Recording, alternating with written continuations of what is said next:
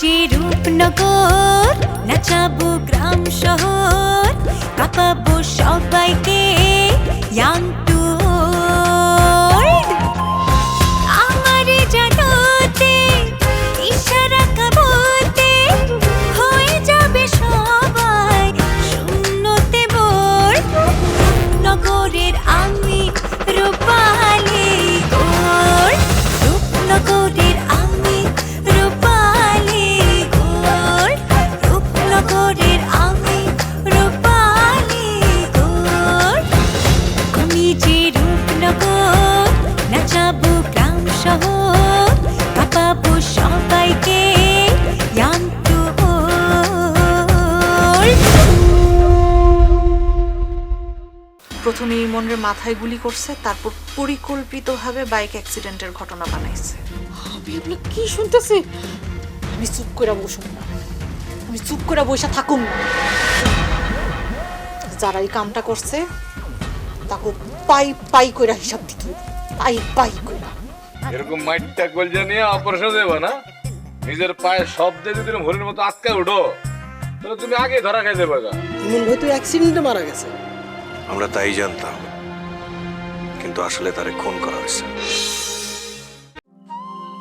আমি নিজে কে কথা কইছিলাম।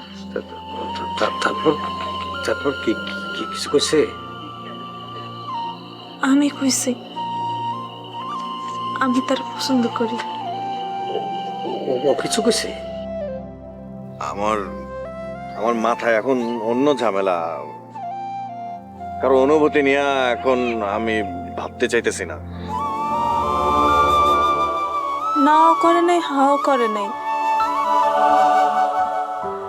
এরপরে যখন বাবার ঠিক করে বিয়ার কথা কইলাম, তখন নয়ন ভাই একবারে চুপ মাইরা গেল। কেমন জানি উদাসীন হয়েছিল, আমি কিছু বুঝতে পারিনি। চাচু দেখ সামিয়া, তোর একটা কথা কই, কতটা অপ্রিয় হইল সত্য। যার যার জীবনে নিজের পছন্দ মতো সাথীরে বাইছা নেওয়ার অধিকার কিন্তু আছে। নয়ন ভালো ছেলে, তো কোনো সন্দেহ নাই, কিন্তু তারও তো চা পাওয়া থাকতে পারে। হয়তো এখন সে বিয়ের জন্য প্রস্তুত না, অন্য কোনো স্বপ্ন নিয়ে থাকতে পারে, পারে না? কিন্তু এমন যদি হইতো নয়নও তোরে চায়, কিন্তু বাধা আছে, অর্থের বাধা, পরিবারের থেকে বাধা, বা অন্য যে কোনো ধরনের বাধা। তাইলে আমি নিচে যাইতাম, আমি নিজে গিয়া নয়নরে বুঝাইতাম। তোর বাপ আমার ভাই, সে যদি বাধা দিত আমি তারে বুঝাইতাম, তার সাথে আমি তর্ক করতাম, লড়তাম। কিন্তু নয়ন যদি না চায়, তাহলে আমি কি করব? তাহলে কি আমার সব শেষ চাচু? না না না, জীবন এত তাড়াতাড়ি শেষ হওয়ার না রে। তোর তো জীবন সবে শুরু। তোর কষ্ট হইতেছে কারণ তুই তারা চাইছিলি। চাচু আমি তো তারা জোরাজোরি করি নাই, আমি খালি তার কাছে জানতে চাইছি হ্যাঁ অথবা না। সে আমার একটা কিছু কইলে আমি আমার মতো করে নিজেরা সামলে নিতাম। দেখ সামিয়া, তুই ওরে যেভাবে চাইতেছস, ও যদি তোরে ওইভাবে না চায়, তুই জোরাজোরি কইরা ওরে পাওয়ার জন্য একা লড়াই করা সম্ভব না। চাচু তাহলে অহন আমি বাবারে কি কম? তুই যে সত্যটা বলবি এটা এখন ঠিক হইব না। একটা কথা মনে রাখিস, কারণ নীরবতার উপর জীবনটারে এইভাবে থমকায় রাখা ঠিক হইব না। মনে হয় আমি দেরি করে ফেলেছি চাচু। আরে আমার তা মনে হয় না, আমার মনে হয় তুই ভুল মানুষের জন্য অপেক্ষা করছিস।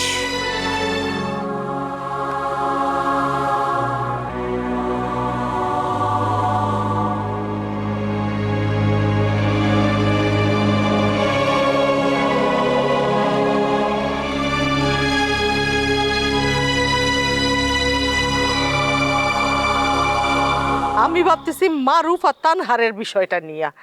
আসলে কি বর্ষি আমাগো হাতে আছে নাকি ওই আজমল চেয়ারম্যানের হাতে আছে?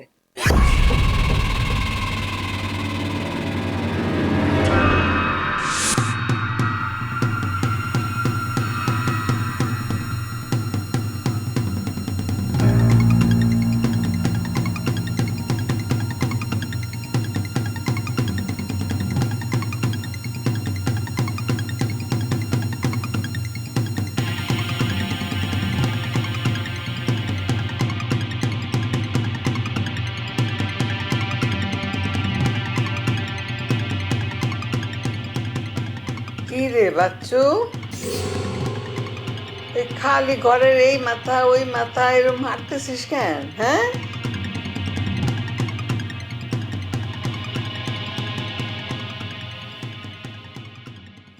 কি রে বাচ্চু? হ্যাঁ, কি হয়েছে এরকম অস্থির কেন? হ্যাঁ, না কিছু হয় নাই আম্মা। না কিছু হয় নাই কইলে হইব? হ্যাঁ, আমি দেখতেছি কিরকম অস্থির আর কপাল কুচকায় রাখছস, কি চিন্তা করতেছ? আম্মা মারুফ কি আইছে? কই সাড়া পাইলাম না তো, ওকে বাইরে? জানি না। আচ্ছা রে, তুই এই বয়সে এত চিন্তা করস? হ্যাঁ, আমার ভাবতেই খুব ভালো লাগতেছে। আম্মা মজা করার সময় এটা না। আচ্ছা কি হয়েছে বাপ, আমার একটু খুলা কত? মারুফটা কই থাকে, কি করে? আজকে আসুক, আজকে ওর সাথে আমার অনেক কথা কওয়া লাগবো। আরে ওলা পাইন বড় হইতাছে, হ্যাঁ, নিজের মতো করে চলতে শিখতাছে। নিজের মতো মানে? নিজের মতো চললে তো গ্রামে মান সম্মান বলে কিছু থাকবো না। তুই তো কিছুই করতে পারলি না রে বাচ্চু। দেখি আমার নাতি যদি আমার ইচ্ছাটা পূরণ করে। কিসের ইচ্ছা আম্মা? ওই যে তোর বাপের মতন মাথা উঁচু করে চলা, অন্যায়ের কাছে মাথা না ঝোকানো। তুই তো চুপচাপ সব সহ্য করে গেলি, কিন্তু আমার নাতি ঠিকই তার প্রতিশোধ নিবে। আম্মা এসব পুরানো কথা তুলেন না তো। পুরানো কথা না তুললে নতুন কথা আসবো কেমনে? আম্মা আমি ঠিকই ওই আজমলের বিচার করুম। বিচার? তুই? সময় লাগলেও আমি করব। মুখে কইলে বিচার হয় না রে বাচ্চু, সাহস লাগে, বড় গুদ্দা লাগে। সাহস আর বুদ্ধা ঠিক সময় মতো চলে আসবো আম্মা। বাচ্চু রাগ দিয়া কিছু করিস না, বুঝছস? যা করবি যা বলবি ঠান্ডা মাথায় বুঝায় বুঝায় বল।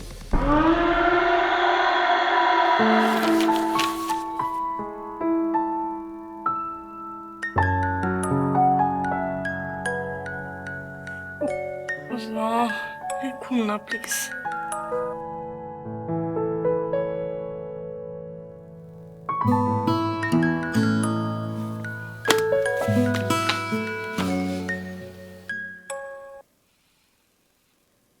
মারুফ, তুমি জানো না সামনে আমার পরীক্ষা?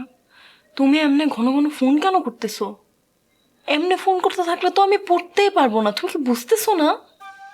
আমি জানি তোমার পরীক্ষা, তোমার পড়ালেখার চাপ আছে,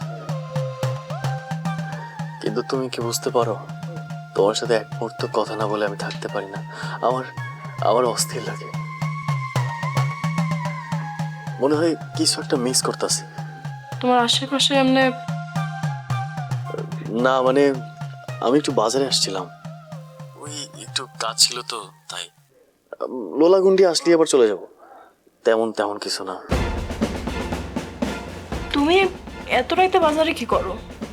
এই তোমার আমি শর্ত দিছিলাম, মনে নাই তোমার?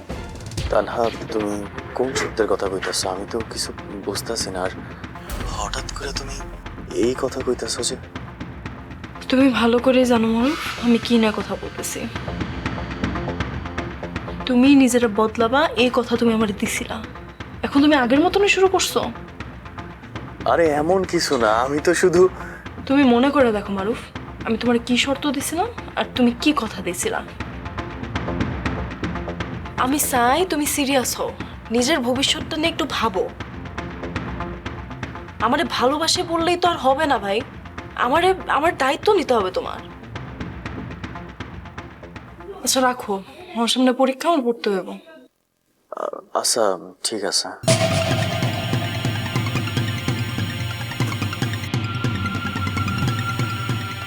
আমি কি সত্যি কথা রাখি নাই, নাকি নাকি ও বেশি বেশি ভাবতেছে?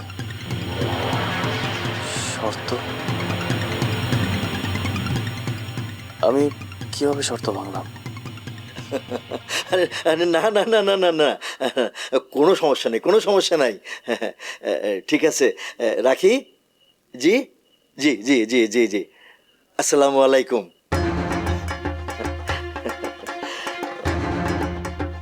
শবনম,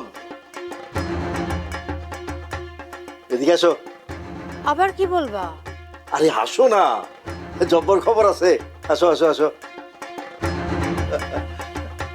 সুখবর আছে, সুখবর আছে। বসো বসো বসো বসো। কি হয়েছে বললো? ছেলে তো ইটালির থেকে আইসা পড়ছে, কালকে সামিহারে দেখতে চাইতেছে। এই মাত্র ফোন দিয়ে আমারে কইলো। আমিও না কথায় কথায় তারা আসতে বলে দিছি। এত তাড়াতাড়ির কি দরকার? তাড়াতাড়ি করে কি ভুল করতেছি? দেখো, এমন পাত্র বারবার আসে না। ছেলে ইটালির সিটিজেন, ওইখানে ব্যবসা করে, ওয়েল সেটেলড।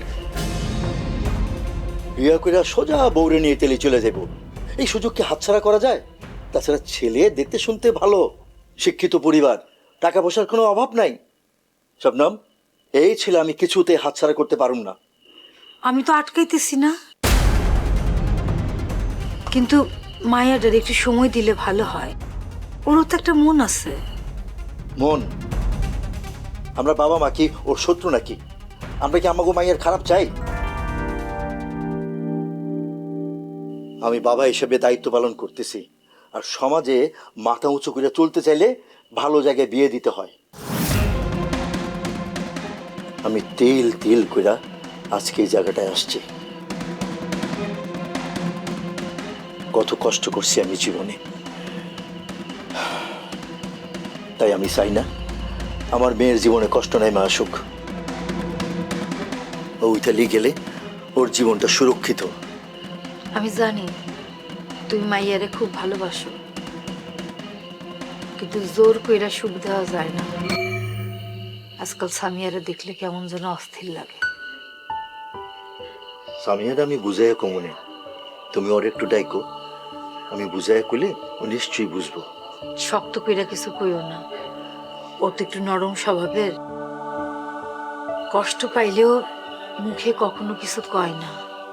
আমি কি অত্যাচারী নাকি? আমি তোর ভালো চাই। বাবা হিসাবে আমার হক আছে সিদ্ধান্ত নেওয়া। আমি যখন থাকুম না, তখন আমার মাইয়াদের কে দেখবো?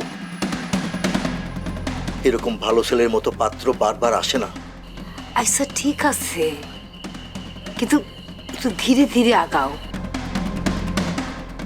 আগে বোঝো, কথা বলো, তারপরে সিদ্ধান্ত নাও। আচ্ছা শবনম, তানা কি করে? জ্ঞান, ও তো ঘরেই আছে, পড়াশোনা করতেছে। আচ্ছা, ও কি ভালো মতো লেখাপড়া করে, নাকি বই খুলে খালি বইয়ের দিকে তাকায় থাকে? এখন সময়টা হইলো খুব সেন্সিটিভ, বাড়ির পরিবেশটা তো ঠিকঠাক রাখবো। আমাকে তানা তো অনেক সাবধানী মাইয়া, তারপর তুমি যখন বলছো আমি খেয়াল রাখবো না। এসব তানা কি কিছু করছে? বিয়ে কিছু করে নাই, কিন্তু করতে কতক্ষণ, তাই বলে আগের থেকে সাবধান হইতে হইব। আচ্ছা ঠিক আছে, সাবধান থাকবো না। তুমি একটু সামিয়ার ব্যাপারটা ভাইবা দেখো। দেখো শবনম, আবেগ দিয়ে জীবন চলে না, বুদ্ধি লাগে, সিদ্ধান্ত লাগে। আমি যা করতেছি ভাইবা চিন্তাই করতেছি।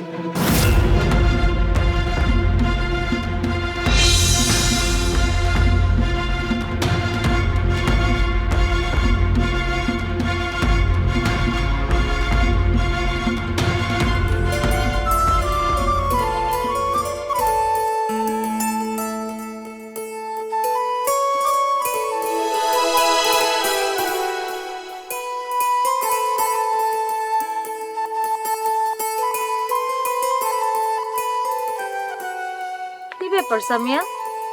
এত রাত্রে পুকুর ঘাটে বইসা রইছো, মোবাইল টিপতেছো, দেখতেছো না? মন খারাপ? না খালা, এমনি।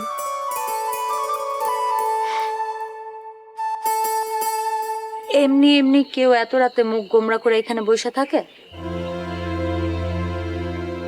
তোমার মন খারাপের কারণটা কি আমি?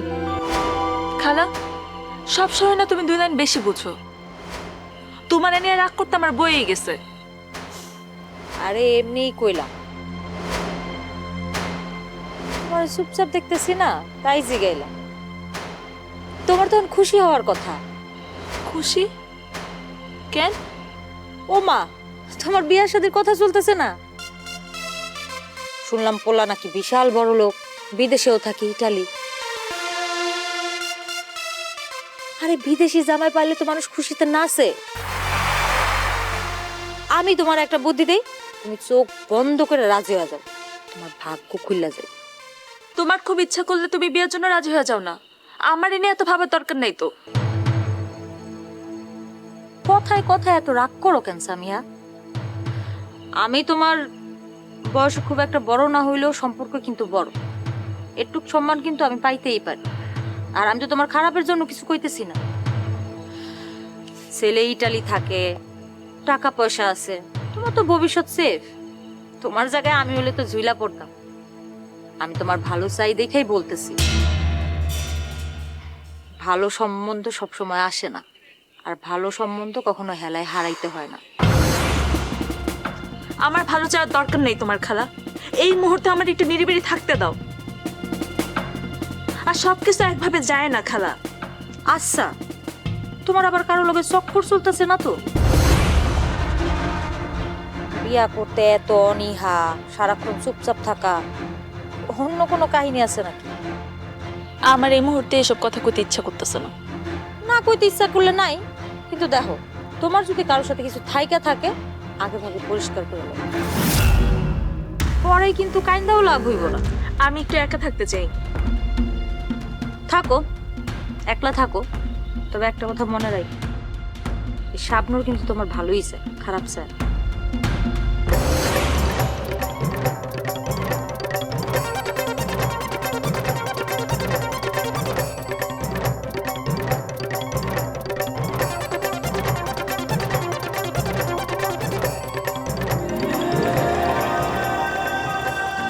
নয়ন ভাই তো এমন না, সে কখনো এমনি চুপ থাকে না। নিশ্চয়ই কোনো কারণে তার মনে অন্য কিছু চলতেছিল। হয়তো হঠাৎ রিয়ার এভাবে চলে আসাটা সে মাইনে নিতে পারে নাই। হয়তো চাই সময়। সে যদি একবার বলতো অপেক্ষা করো, তাইলে আমি শত ঝড় সামলাইতাম। কিন্তু তার এই চুপ থাকাটা, এটা কিসের ইঙ্গিত?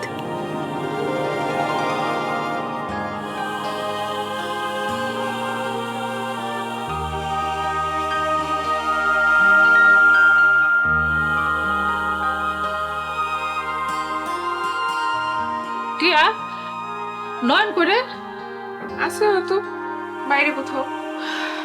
আমি বুঝতে পারতেছি কয়দিন যাবৎ পোলাটার খুব একটা মন মেজাজ ভালো না।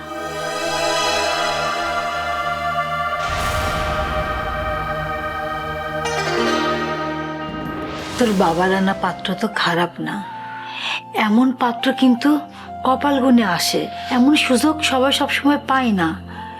তুই যদি ওইখানে যাস তাহলে তোর জীবনটা একেবারে নিশ্চিন্ত। আমরা তো সারা জীবন তোর পাশে থাকতে পারবো না। জানো, আমি মাঝে মাঝে ভাবি আমার জীবনটা কি এইভাবেই থাইমা থাকবো? থাইমা থাকবি কেন? তরে নতুন করে বাঁচতে হইব, কাজ শুরু করতে হইব। আমি কারো চোখের কাটা হলে কোনো সমস্যা নেই, এই মারুফ কারো ভয় পায় না।